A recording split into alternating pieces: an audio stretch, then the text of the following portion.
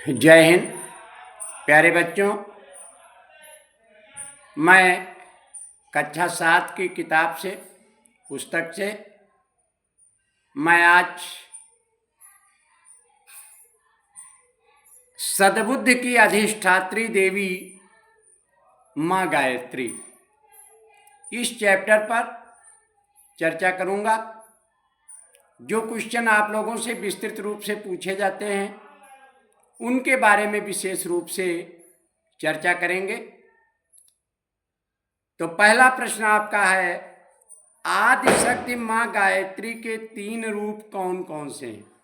आदि शक्ति माँ गायत्री के 3 रूप होते हैं, वो कौन कौन से रूप हैं?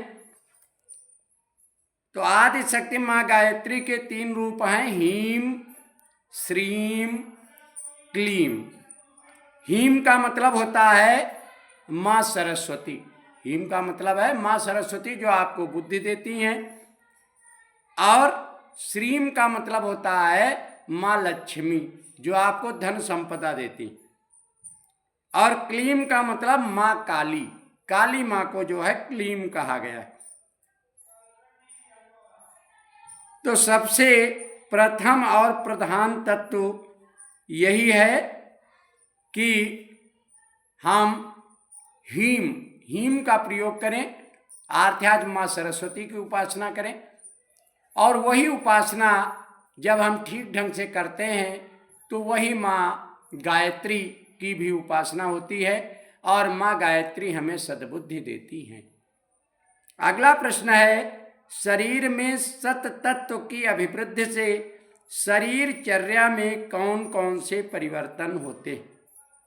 अगर शरीर में सत तत्व का मतलब अच्छा तत्व की जब वृद्धि होती है, जब बढ़ता है, तो कौन कौन से परिवर्तन दिखाई पड़ते हैं आपके शरीर में? तो आपके शरीर में बहुत से परिवर्तन आ जाते हैं।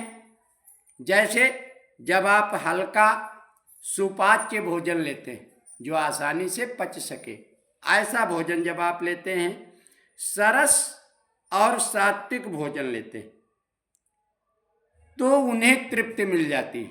तब आपको तृप्ति, सच्ची संतुष्टि तभी आपको मिलेगी जब आप अच्छा सात्विक, सरस और जल्दी पचने वाला भोजन जब आप लेंगे। राजसी और तामसी खाद्यों से घृणा हो जाती है। राजसी का मतलब लोग बहुत महंगे महंगे भोजन करते हैं, जिनके पास पैसा ज़्यादा है तो वो लोग बहुत महंगे भोजन करते हैं। अब आप लोग समझ रहे होंगे। तो ऐसे भोजन से जो है क्या हो जाती है, जब आप सात्विक भोजन लेते हैं तो आपको उनसे घृणा हो जाती है, उनकी तरफ आपका ध्यान नहीं जाता। साथ ही ब्रह्मचर्य के प्रति श्रद्धा बढ़ती है। जब आप सात्विक भोजन करेंगे तो आपके अंदर ब्रह्मचर्य के प्रति जो है श्रद्धा बढ़ेगी। अगला प्रश्न आपका है, मानसिक क्षेत्र में सत तत्व की अभिवृद्धि से व्यक्तित्व में किस प्रकार के बदलाव आते हैं? आपकी पर्सनालिटी में जब आप अच्छा भोजन लेते हैं, सात्विक भोजन लेते हैं, सात्विक विचार आपके होते हैं, तो उस समय आपकी पर्सनालिटी में, आपके व्यक्तित्व में क्या बदलाव आता है? तो ये बदलाव जो है आपके अंदर जब उदारता, प्रेम, सद्भाव, सहानुभूति, भ्रातृत्व सेवा का मतलब भाईचारे की जब भावना होती, भावना से जब आप सेवा करते हैं।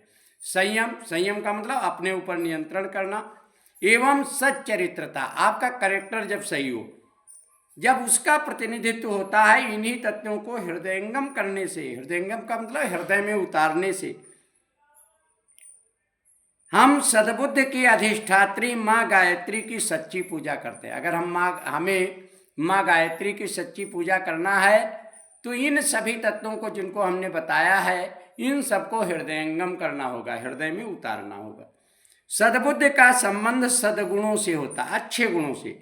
व्यवस्थित कार्यक्रम, सुलझे हुए विचार, स्थिर मति, दूरदर्शिता, प्रतिष्ठा, व्यवहार, शांत चित्त, संतुलित विवेक, सूक्ष्म समझ, यह सब बातें सद्बुद्धि के कारण प्राप्त होती। क्या क्या चीजें आपको अच्छी बुद्धि से प्राप्त होती हैं? स्थिर मति, आपकी बुद्धि क्या होती है? स्थिर रहती। इधर उधर आप जो है, आपका मन इधर उधर विचलित नहीं होता। दूरदर्शिता, आप दूर की बातें सोचते। प्रतिष्ठा आपकी बनी रहती है। व्यवहार आपका जो है वो शांति प्रिय होता है। संतुलित विवेक, विवेक का मतलब बुद्धि, बुद्धि भी आपकी संतुलित रहती है।